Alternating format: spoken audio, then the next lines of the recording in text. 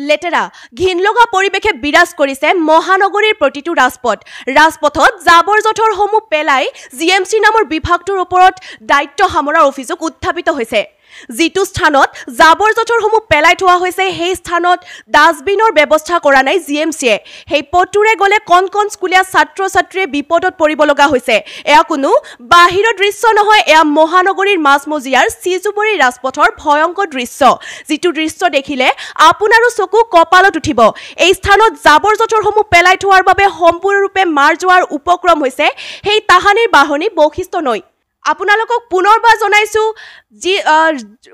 গুৱাহাটীৰ মহানগৰীৰ ৰাজপথত জাবৰ জোঁথৰ পেলাই লেতেৰা পৰিৱেশৰ সৃষ্টি কৰিছে জিএমচি নামৰ বিভাগটোৱে আপোনালোকে নিজেই প্ৰত্যক্ষ কৰিব পাৰে আপোনালোকে চাওক কেনেকুৱা জাবৰ জোঁথৰ পেলাই কিনে নিজেই জাবৰ জোঁথৰ পেলাই এক লেতেৰা পৰিৱেশৰ সৃষ্টি কৰিছে মহানগৰীত গুৱাহাটী মহানগৰীত এনেকুৱা লেতেৰা পৰিৱেশৰ সৃষ্টি কৰিছে আপোনালোকে নিজেই প্ৰত্যক্ষ কৰক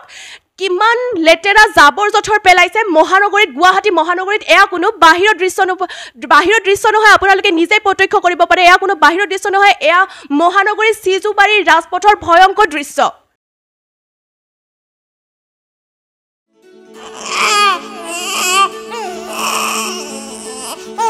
অভিনন্দন আপোনাৰ এজনী ছোৱালী জন্ম হৈছে